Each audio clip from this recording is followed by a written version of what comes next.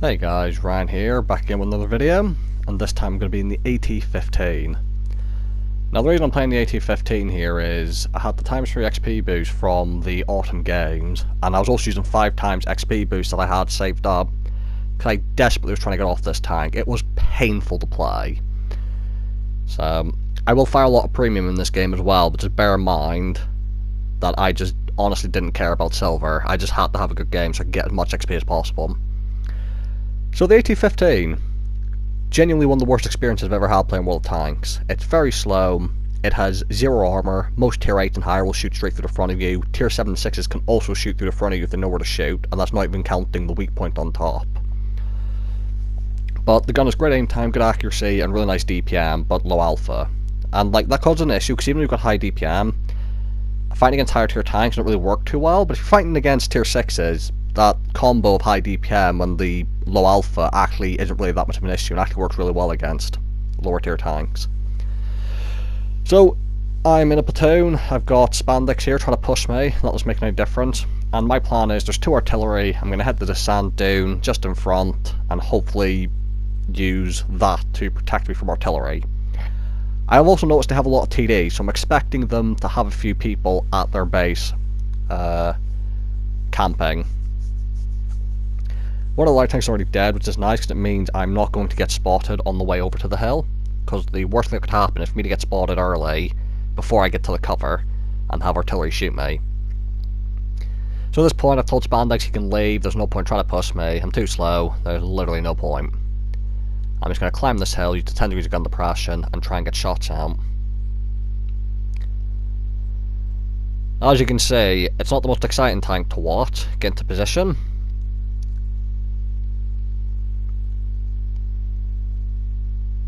But such is the nature of the AT line. Now because I'm only just recently back to playing tanks, I will point out that today will be a double upload. I've got this game and I'll have another AT15 video later today. An ace tanker video, actually. So look forward to that. Right, so I'm in position and I finally see my first tank. Some long range shots into the French TD. Managed to send that shot blind. And as expected, they do have tanks at the base, which was, let's be honest, we all knew was going to be the case with this many TDs. Both light tanks are dead, which is really helpful. And I'm just trying to get shots out, and every time I get spotted, it's back up to avoid the TDs, and also to try and avoid the artillery. You see, I'm backing up to trying to keep this slope between me and their base. Now, I'm quite a low profile tank for this, so you see, I don't quite have the ability to shoot at those IS-3s over there. And just every time I move up to the ridge line, I'm constantly moving backwards and forwards just in case my 6th sense goes off. Now I think that was actually the TVP who spotted me there, which is quite irritating because I can't quite pop up to the ridge line to shoot when I'm spotted because I'll have to expose my side to one person.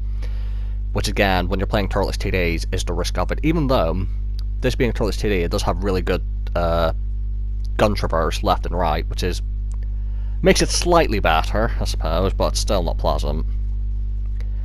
The Spanish getting shot at, and I've realised that from this position, I should hopefully be able to avoid TDs and also get shots at the enemies as they come up for him. So I'm telling him if he can to retreat at this point. Because as you'll see, we're at quite a disadvantage at the moment in terms of the number of tanks on each team. So it's looking really bad. I've only done 200 damage and 300 assistance, not looking good. I missed that shot there. I've got the premium loaded just because there's so many heavy tanks. I probably don't need I actually don't need premium to pen IS-3 through the front. We're to one IS-3. Let's see. Slowly but surely whittling down the opponent. I get quite a nice line shot there in the TVP. And again, I'm not showing you this game because it was a pretty good game, but as you can see from the number of tanks, it's actually going to be quite a comeback. Now, I've decided that I need to go back to base, because if they start capping and Spandex dies, I won't be able to get back in time. So I need to get back to base so that I'm already there to defend it. Spandex is going to try and hold it until I get there. So in these kind of tanks, it's all about the positioning. You can't move too far from base because you'll get capped. You can't move too far into the open because if you get spotted, you're a victim to RT and you can't get the cover quickly enough. And as you see, even though this tank has alright penetration, poor penetration for tier ATD, but still good penetration, because of the low alpha damage, it can sometimes feel, just because of the low alpha, like it doesn't have that much pen. And like you end up loading premium for tanks you don't need it for, just because I can't quite explain it. Just like when you've got low alpha, it feels like low penetration. The same issue with the Crafts Panther. That's got really nice penetration, but like sometimes you'll find yourself loading premium when you don't need to, just because it feels low. So I've been flanked here by an IS-3, and I've decided he's on low health. I'm going to come over the ridge, take the shot, and just kill him. So pen straight through the front of me, one shot. He's going to try to get the cover here, so I'm going for the tracking shot, and I know I've got the reload on him. It's moments like that when the DPM comes in handy. Having like, I think I've got 4.1 second reload here, so being able to get multiple shots in the heavy tanks after they shoot you is quite nice. And this tank for tier ATD has a lot of hit points. Now what you're going to see here is the Scourge on our team is going to do something very important right now. And that is, before he dies at the other end of the map, right there, he's going to kill the artillery. And now there's no artillery, that makes me feel a lot better. I can go to positions, I can go hold down, I can sit there knowing I'm not going to get killed. Spandex has tracked the 50 TP, and now I know it's over for him. With my reload and DPM, there's no hope for this 50 TP. And as you can see, he doesn't even care about me, he's keeping his gun pointed at the Spandex. And just a nice easy kill for me. T28 Proto shows a slight bit of side. Managed to pick him up as well. I managed to pull this back. Now, interesting thing is, I thought the enemies had a Scorpion on their team, and I thought it was the Scorpion G. I didn't actually realise it, but it's the Tier 7 American Scorpion, which you don't see that often. So I'm going to pull up to this little bush here and try and use my binoculars. But my sixth sense goes off. I just back up, trying to keep my armor in the general direction of where I think they are. Again, firing lots of premium rounds, but I was just so desperate to get off this tank that I didn't care how much silver I lost. With the times 5 XP boost, times 3 XP boost, I just need to make sure I had as good a game as possible, just so I get as much XP as possible. And just say, very slow gameplay. Staying in position, and I can only do this staying in this position, staying hold down, staying where I am, all because our Scourge took out the artillery. You see, I'm quite wary of that medium tank coming around, but with binoculars up, I managed to spot the Scorpion. Try a snapshot, shot goes way off. I go to lead the shot, but Spandex actually tracks him, causing me to miss there, and then finally pick up the kill.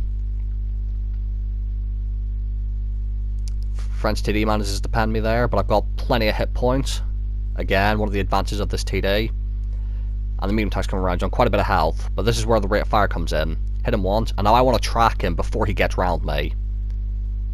Perfect tracking shot. That's what you gotta do in these TDs. To avoid someone getting around you, it can be tempting to go for the penetrating shot, but if it stops someone getting around you, go for the track. And that was quite lucky as well, because with the low alpha of this gun, it can be quite hard to track people in one shot, so pretty lucky there, although I did have Spandex to help me if need be. I'm just going to skip to the end here because we end up just capping out and we never actually see this TD again, so I think he just goes and hides in the corner for the rest of the game.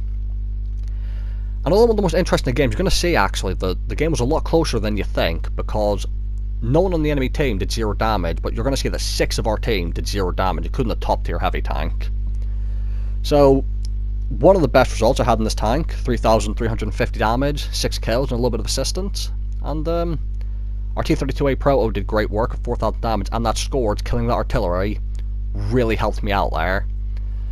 So, yeah, AT15 replay is not the most interesting thing to watch, but I suppose it might be useful to other people out there grinding it who might be experiencing the same pain I did.